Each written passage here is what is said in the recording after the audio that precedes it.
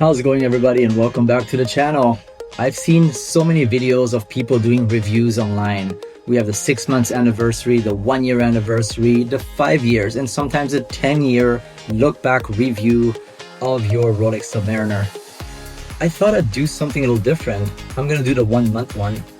There's some out there as well, but I just wanted to do the bullet point version of this and see what you guys think, if you have similar experiences, and what your overall take is on the watch itself. Let's go. So for the 1 month review, I didn't want to dig too deep. I just wanted to do a bullet point, surface level review of the watch and what I really think. So this isn't my first Rolex. I've had a few in the past, but I gotta say, as I get older, this is the one I appreciate the most. Don't know why, just the way it is. So part of the review, I wanted to go over everything the box came with real quick. So of course you have the box. Remember, this is the green box. This is the one that was released in 2025. And prior to that, you had the cream colored box. So I don't know if it makes a big difference, but I think when you resell it at some point, which I don't intend to do, but it does bring more value to the table just because it's a newer and more up-to-date box color. So a couple of my main takeaways for the box. I'm not a professional, like I said, I never claimed to be, but here's my takeaway. Here's what I really noticed and what stood out. The box is a deeper green. It feels like it is just more green, like forest green, right? It has hinges in the back right here, if you can see them. So basically it is going to allow you to have a smoother opening. The box itself has deeper wave ripples now, or whatever you want to call these. It is just more defined here as well. And the box overall, from what I have noticed, seems to be just a tad bigger than the old one. The inside of the box looks and feels a little different as well. Not that it really matters, but some people do care and do notice the differences right away. So the first thing you're going to notice is the line across. It used to have a little U-shaped opening here. It is now more minimalistic. It is just a plain flap, if you will. If you look carefully over here, it is more indented to go downwards as well. And the Rolex writing on the box itself is also more defined. So it just looks and feels a little more luxurious, if you ask me. Does it make a whole lot of difference? Not really, but I mean, it is the new model. It does distinguish from the old one. It has a, like I said, a deeper writing of the word Rolex with the crown in the background. It has a straight across line versus the U-shaped one. The indented downward slope on the side here makes it more defined as well, I feel. And yeah, so the straight across opening over here makes it just more minimalistic and more, you know, simple. There's nothing major to it. And yeah, that's the inside of the box. Let's move on to the watch. For those of you who've never had the opportunity to hold one in your hands, if you haven't, go to the dealer. Just, they have some in stock, meaning they have the model that you can try on. They won't sell it to you, but you know, go try one out.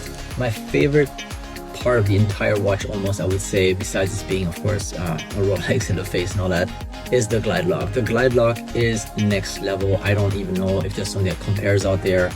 I think this is pretty much well known, but basically the Glidelock itself will allow you to make your watch bigger so that if your wrist swells up during the day because it's hot, listen to the sound. Ready?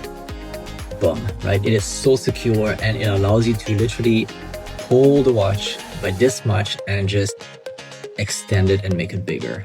So now you have this size right here versus you can go ahead and do the same thing again. Boom. And you can slide it back in here. Look at this. Boom. Right? So all the way in or just a little bit apart, the way I like it. Nope. Sorry, here we go. Here we go. Here we go.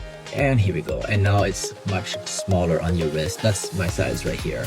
But this feature, I can't tell you. I live in Hawaii, so for me, it does get hot during the day. You at work, you walk around, you play tennis or whatever it is, right? So it does come in handy. It's amazing. It just always has that perfect feel. It's never going to be too tight. And even on plastic watches, let's say you have a rubber band. Did I say plastic? I meant rubber watches. I apologize. Where you have the holes, the preset holes, and sometimes it's just right in the middle. It's just not feeling perfect. It's just not fitting perfect, right? With the Rolex Submariner, you don't have that problem at all. It's going to fit perfect every single time. You can adjust it down to the perfect fitting of your wrist. I think you're going to notice that right away. And for me, this is one of the most important features on this watch, and it just doesn't ever feel like it is not the perfect fit. What can I say? But yeah, like I said, I wanted to keep the surface level, just going over this real quick. I mean, again, this watch is by far the favorite watch in my collection at the moment. I own a couple of other watches as well, but it feels perfect. Like I said, the Glidelock allows you to just wear it perfectly without ever feeling it's like it's too tight or too loose. You can adjust it for the day or whatever it is, right? And guys, it's iconic. Like I said, it is just so simple and so minimalistic, but yet so there. The presence just makes itself be felt, right? I don't know. But yeah, so I just want to give you my review. I absolutely love it. I have zero regrets buying this. This is obviously an investment piece, but at the same time, this is something that I plan to keep. I didn't buy it for the money or for resale of any kind, but I can see myself enjoying this for a very, very, very long time. If you have the money to spend, I would say pull the trigger, go for it. You won't regret it. There's absolutely nothing about this watch that I don't like, and it's like the cheeseburger at McDonald's, guys. What can I say? This is just something that's always going to be on the menu, and everybody is always going to go back to the basics because that's the fundamentals of Rolex, I feel. Anyways, have a good night. Thanks for watching, guys. See you again next week. Peace.